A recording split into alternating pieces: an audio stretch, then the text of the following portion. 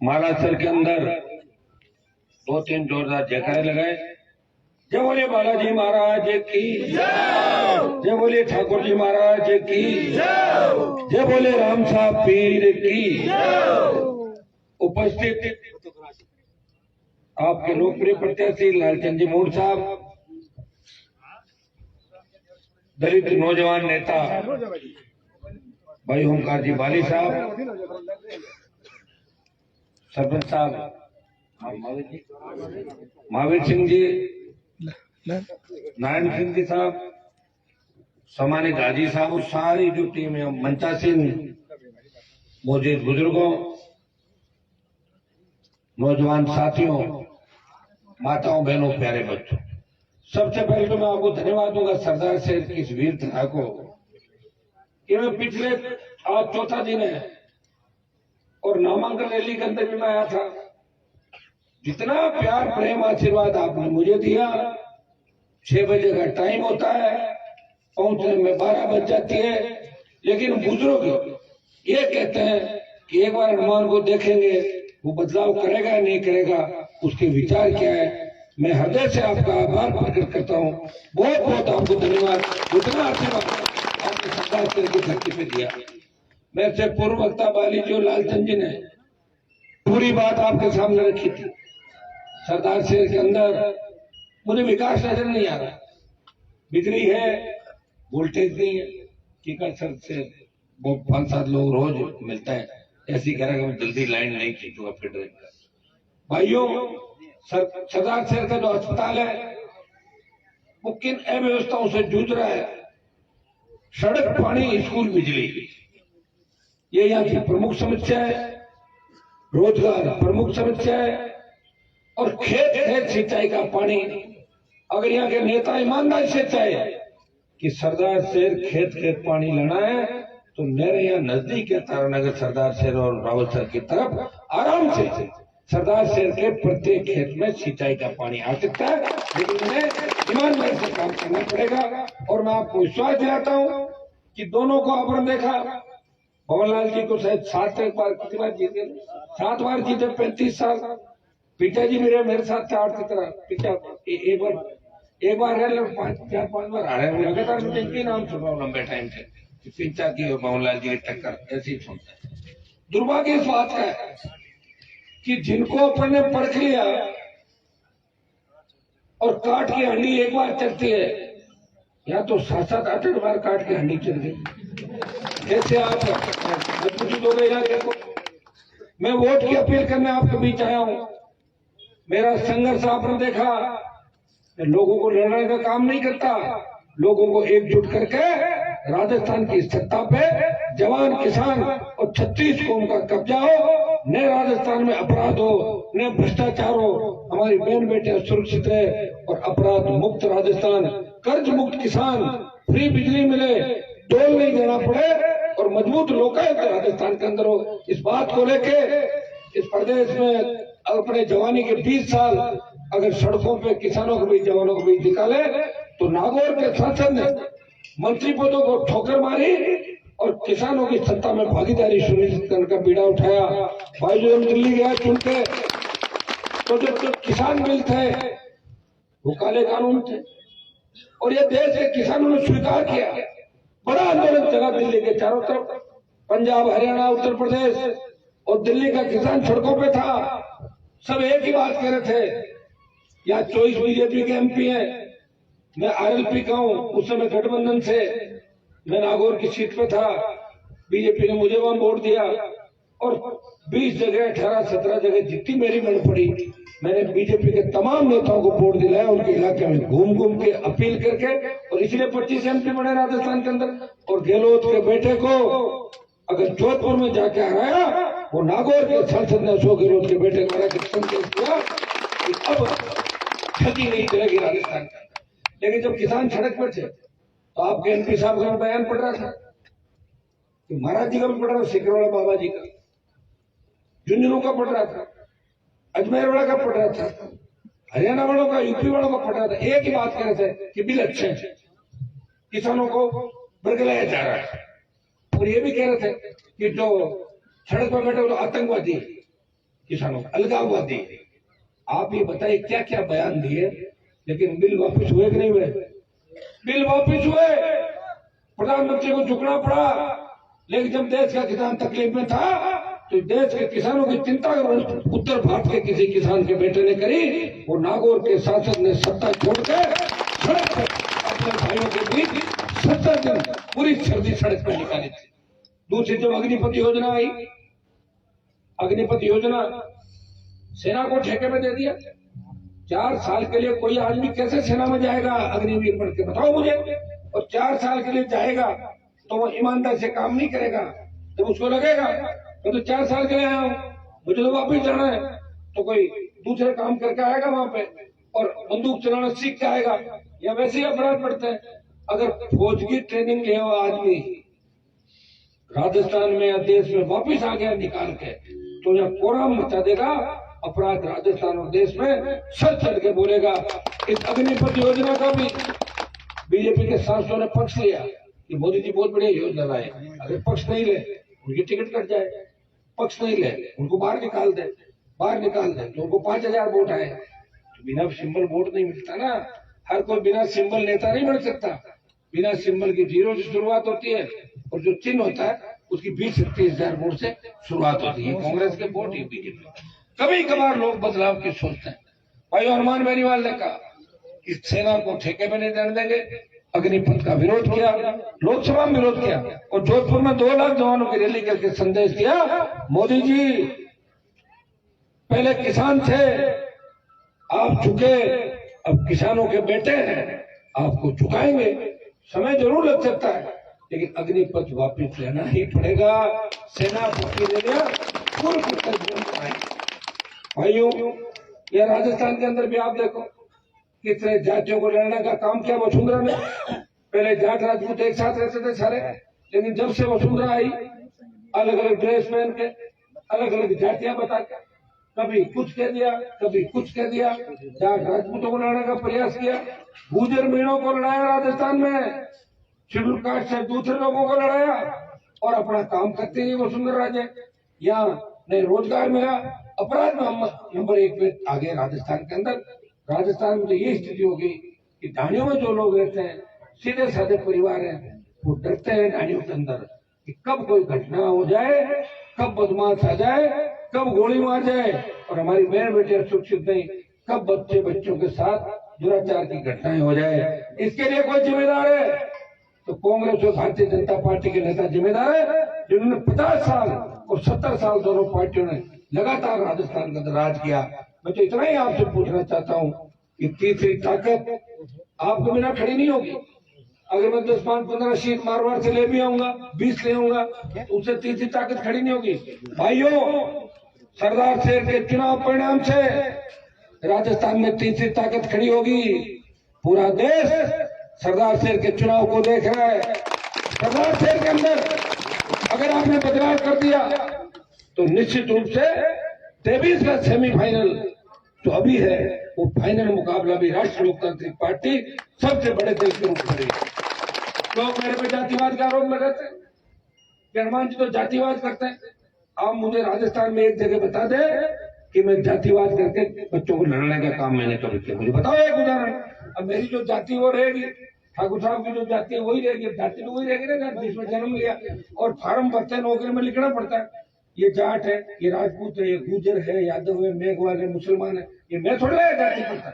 मैं तो 2008 में आया था, मेरे से पहले तो कितने धुरंधर नेता रहे राजस्थान के अंदर तो सब। लेकिन हाँ एक चीज में लाया, मैंने आपको लड़ने नहीं दिया, आप उसमें लड़ाया नहीं। हो सकता है किसी बदमाश से मेरी नाराजगी हो सकती है।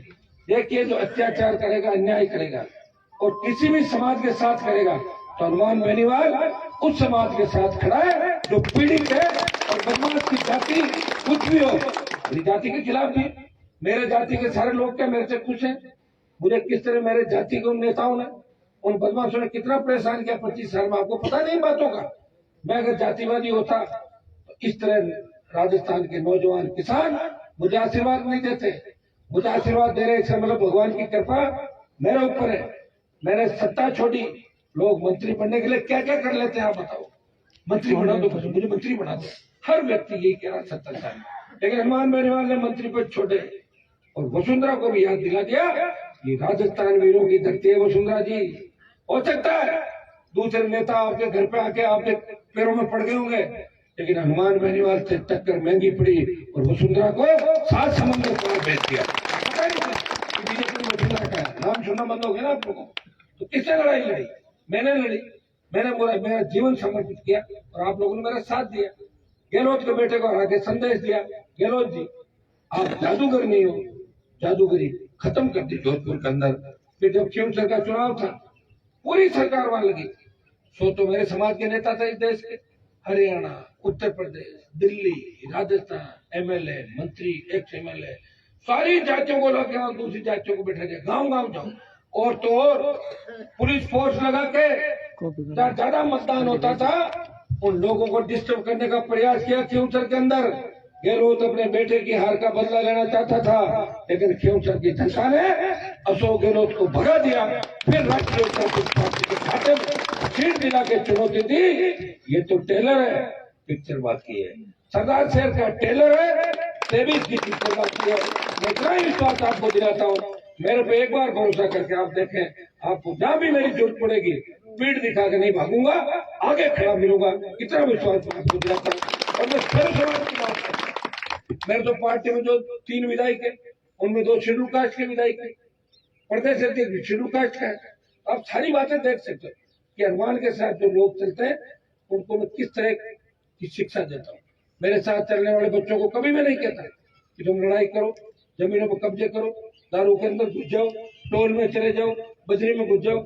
एक ही बात कहता हूँ, किसी दूसरे पे अन्याय नहीं करना, अत्याचार नहीं करना और अपने भाइयों को साथ लेके चलना है। क्योंकि हम जब सब आगे बढ़ेंगे तभी राजस्थान आगे बढ़ेगा, सारी जाति आगे बढ़ेगी, तभी देश आगे बढ़ेगा।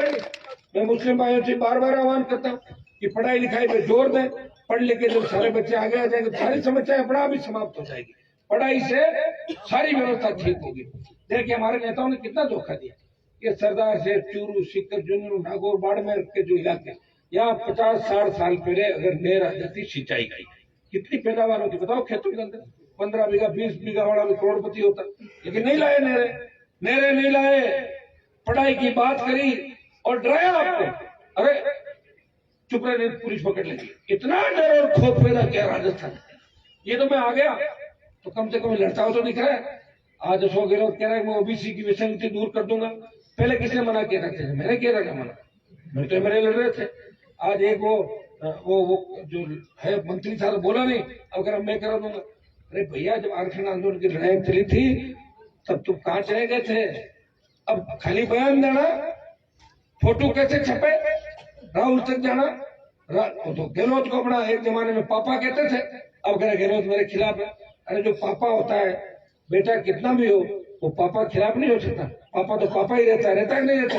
जब पापा बदलता है किसी का, जब अपने मुंह से कह दिया एक पापा तो जो जिन्होंने पैदा किया और दूसरा बाप हमारा अशोक गहलोत उन्होंने बोला, तो जिन्होंने गहलोत को बाप बोल दिया दोबारा क्या दूसरे का बाप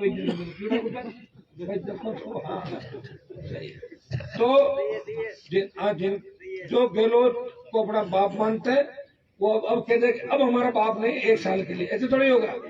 50 साल तो बाप था और 1 साल हमारा पिताजी नहीं है। ऐसे कहते मान लो बेटा घर से नाराज होकर पिताजी को, तो बाप तो वही रहेगा, उसका बदल जाएगा। तो फिर आई बात कह रही बताए देखिए सोच रहे। तो ऐसे बेईमानों से भी हमें सावधान रहना है, ऐसे बदमाशों से भी सावधान रहना है। मुझे आप फर्क लेना, मैं आपको विश्वास दिला के जाता हूँ महाराष्ट्र के अंदर विकास में हम आगे लेके आएंगे। और मुझे आज खुशी है कि सर्व समाज के लोग महाराष्ट्र के मुझे आशीर्वाद देने के लिए खड़े हाथ जोड़ते निवेदन कर रहा हूँ कि सर्व समाज को मेरी आवश्यकता जाननी पड़े। वैसे मैं तो सर्व समाज की तो लग रहा हूँ, मैं तो कह रहा हूँ किसानों को पूरा कर्जा माफ करो। तो किसान में सारी जातियां आ गई, कौन किसान नहीं बताओ? जाट किसान, राजपूत किसान, ब्राह्मण, जो खेती करता किसान, मुसलमान किसान, यादव, गुजर, मीणा, जो मेघवाल जो खेती करता है वो क्या होता है? किसान। मैं कहता हूँ किसान का कर्जा माफ करो, किसान को फ्री बिजली दो। टोल हटा, टोल ना कर। किस बात का टोल ले रहे हो? 100 रुपए डीजल पेट्रोल, फिर भी टोल।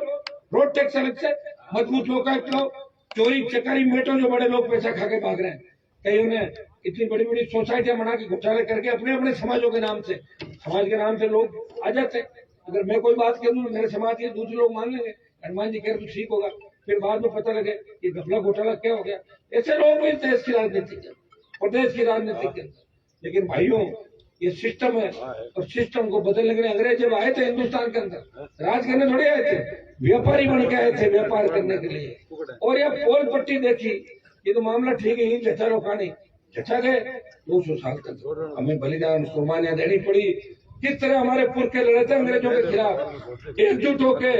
तब ये भेद नहीं था, ये जाट है, ये राजपूत है, ये गुजर है, मीणा है, मुसलमान है। तब सारी जातियों ने मिलकर आजादी की लड़ाई लड़ी, देश को आजाद कराया। और आज भी देश की सीमाओं पर अगर हमारे जवान लड़ते हैं तो जातिवाद के हिसाब से नहीं, वो भारत माता की रखवाली के लिए वो लड़ते हैं। गाँव के अंदर कोई जातिवाद नहीं, लेकिन गाँव के अंदर बैठे हुए लोग जिनसे खुद से कुछ होता नहीं, अरे हनुमान तो जातिवाद कर रहा है। अरे कहाँ पे किया मुझे बताओ, तुझे कौन सा जातिवाद किया? मैं ही तो हूँ जो राजस्थान की लड़ाई लड़ रहा हूँ देश के अंदर। टिड्डी आई हनुमान लड़ा, लंपी आई हनुमान और उसकी पार्टी लड़ रही है, कोरोना से मौत हुई मैं लड़ रहा हूँ, अग्निपथ आया सेना को ठेके में देने का हनुमान बेनीवाल लड़ा, किसानों का बिल आए हनुमान लड़ा सड़क पे। राजस्थान में कभी किसी मजलूम पीड़ित की आवाज आती है वो किसी भी समाज का, रोज आप देखो ना, मेरा रोज देखो आप सोशल मीडिया पे कि सबसे पहले अगर आवाज कोई उठाता है तो हनुमान बेनीवाल 36 कौम के लिए आवाज भी उठाता है। और जब चला जाता हूँ तो मेरा सुनते ही न्याय हो जाता है, हनुमान आ रहा है कर दो, मदद हो जाती है। ये बहुत बड़ी बात है। बीजेपी के नेताओं से कोई बयान पूछो तो पता क्या कहेंगे कि मैं थोड़ा ऊपर पूछ के बयान दूंगा तो नुकसान तो नहीं हो जाए। मेरा तो बयान चाहे जाए, मेरे मतलब रेडी रहता हूँ, लाओ माइक देता हूँ बयान। तो मैं मेरी मर्जी का मालिक हूँ, मेरे आला कमान आप हो, उनका आला कमान अलग अलग है, बदलते रहते हैं। भाइयों मुझे आशीर्वाद देना, भरोसा दिला के जा रहा हूँ कि एक बार अगर मेरे साथ जुड़ जाओगे ना तो फिर आप मुझे छोड़ोगे नहीं वापस। ये भी आपको विश्वास दिलाता हूँ। नेता तो यही है जो नेता नहीं मानता, अपना भाई है, परिवार की तरह सबको रखता है, वही बैठता है जहाँ आप लोग बैठते हो, वही खाता है जो आप खाते हो, और वही सोता है जो आम आदमी सोते हैं। ये लीडर नहीं, हमारा भाई है। और भाई आपका भाई अपील करना आया है कि लालचंद जी को चुनाव जिताओ, किसान के बेटे हैं। और सरदार साहब में बदलाव जरूरी है, बीजेपी का दिमाग ठीक करना भी जरूरी है और कांग्रेस का भी दिमाग ठीक करना जरूरी है। और ये ठीक आप सरदार साहब में कर दो, अपनी पुरानी राजनीति को याद रखो, किस तरह मजबूती इस इलाके के अंदर थी, चाहे आर्मी में चाहे राजनीति में। संदेश दे दो, सरदार साहब आप जिता दो। मैं विश्वास दिलाता हूँ कि सरदार साहब की जीत के दूसरे दिन ही किसान जवानों की जितनी भी बेटियां बैठी हमारे सामने, इनकी नौकरियां, संविदा कर्मियों का नियमितीकरण, सारे काम एक साथ हो जाए। मेरे सरदार साहब में आते ही 2-3 बार मैंने कहा ओबीसी में संगति दूर करो, पता है हनुमान आ जाएगा जयपुर, अरे जल्दी करो जल्दी करो। सरदार साहब में कहीं हार नहीं जाए, तो काम तो मेरी वजह से हो रहे हैं नहीं हो रहे हैं, मेरी वजह से हर काम हो रहा है। मैं मांग उठाता हूँ और सरकार डर जाती है और काम हो जाता है। काम से तो मतलब है ना आप लोगों को, तो काम कराते जाओ। लेकिन मेरे को ऐसे ही मुंह घुमाना, मुझे भी बाद में सत्ता में आना पड़ेगा। सत्ता में नहीं और कोई इसके लिए थोड़ी परोपकारी करता हूँ। सत्ता में नहीं होगा तो काम कैसे करूंगा, कर्जा माफ कैसे करूंगा बताओ मुझे, कैसे फ्री बिजली करूंगा? इसके लिए एक बार लड़ाई लड़ेंगे और 23 में सत्ता आप लाना। 1 घंटे में जो राजस्थान की सारी समस्याएं उनका समाधान कर देंगे और भाईचारा राजस्थान में दूर नहीं होने देंगे, भाईचारा बढ़ाएंगे। ये विश्वास मैं आपको दिलाता हूँ। बहुत बहुत आपको धन्यवाद।